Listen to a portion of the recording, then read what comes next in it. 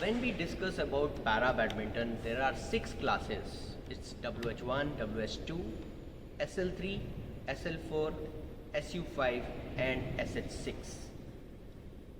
When we especially think of para badminton in our mind, the class of wheelchair clicks to us.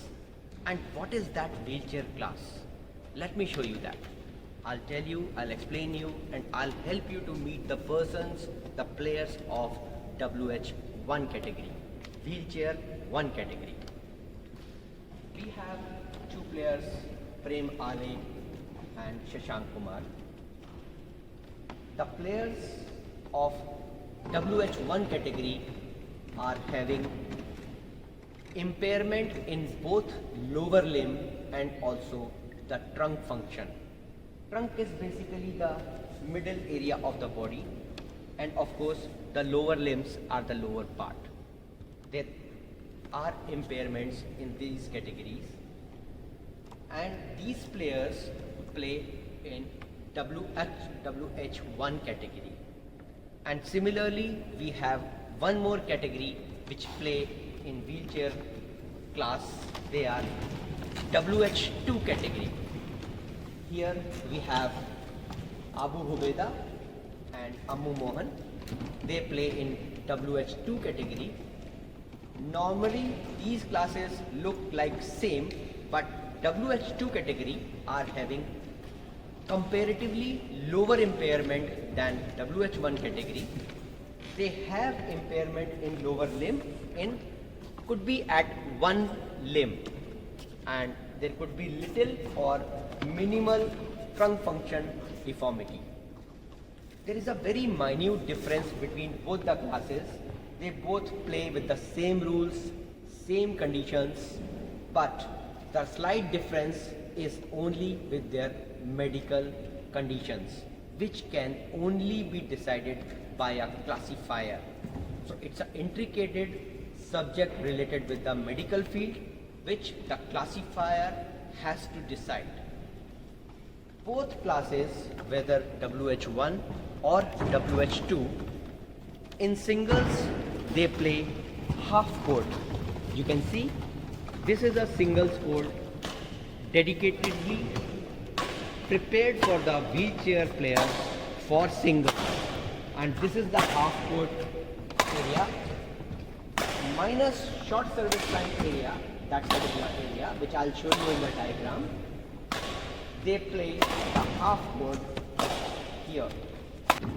Similarly, the players playing doubles in wheelchair class, they cover the full court area minus short service line area. I'll show you clearly in the diagram later. Here you can see the wheelchair players are playing doubles in a demarcated full doubles court area. Only the area between the two short service lines are minus. Here you can see the subject, and there is also one intricate subject matter involved while making a combination of doubles wheelchair athletes. I'll show you the one.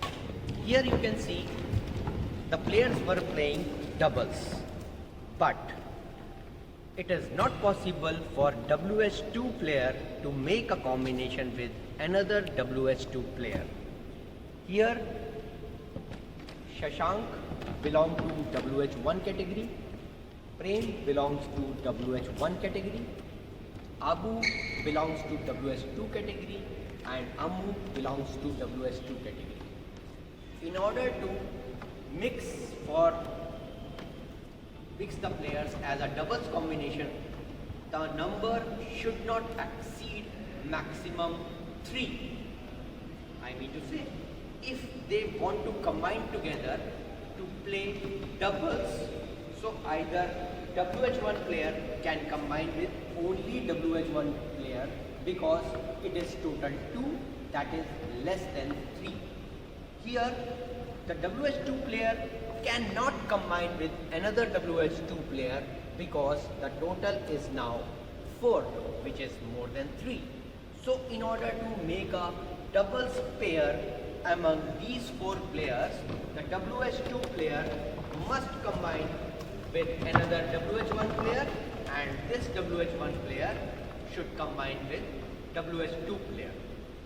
And that makes a combination of 3 and 3, and they are now eligible to participate in a doubles competition.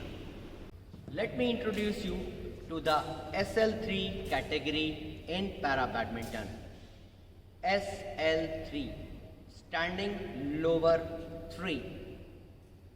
The athletes of this category are having impairment in lower limb.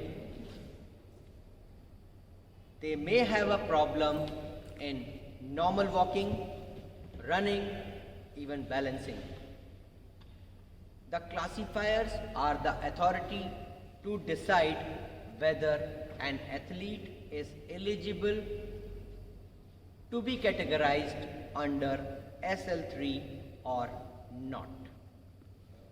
Let me introduce you to the players of SL3 category. Parul Parmar,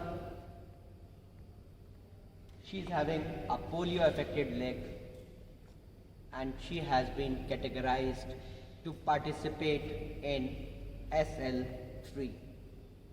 We also have Nihal Gupta, who is also having the polio affected leg. And now let me brief you about the player of another standing category, that is SL4 category, standing lower 4. Here the player have lesser impairment in the lower limb in comparison to SL3 category. The players are having not much problem in walking, in balancing, and even in running. The player of SL4 category play a full court in the same manner which we normally have in every court. So the rules, the regulations, and even the court demarcations are similar to normal ML badminton. So this is SL4 standing class. Another standing category in para badminton is SU5, standing upper 5. Here the athletes are having impairment in the upper limb. They are okay in the lower limb and they play full court badminton in singles like athletes, everybody. Full court area with the similar rules and court demarcations. However, in doubles, if SU5 player has to form a doubles pair, I'll show you how the combination will work. There is one more category in para badminton, that is SH6, short height 6. Previously this category was termed as SS6, short stature 6, but now it's been termed as SH6.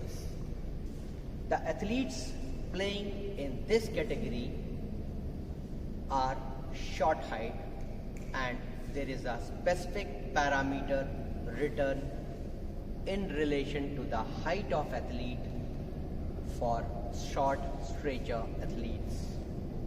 The classifiers are the authority to decide whether the height of an athlete is within the parameters to play in SH6 class or not.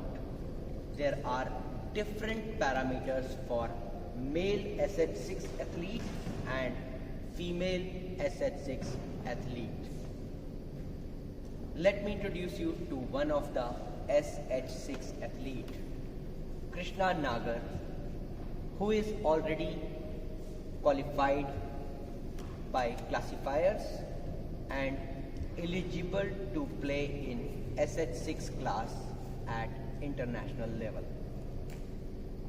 There is no body deformity or any other clause.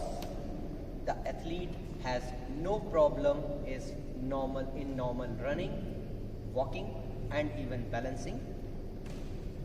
These athletes who participate in SH6 class play a full court badminton within the same parameters and demarcations that are applicable to SL4 or SU5 athletes. They play with the same regulations, same rules that are applicable for full court badminton. Because of short height, the athlete may need to cover more steps to cover the full court, and obviously the height of the net is also a challenge for SH6 athletes. However, they continue to play with the same conditions and a full court badminton which is applicable SL4, SU5 or able body badminton.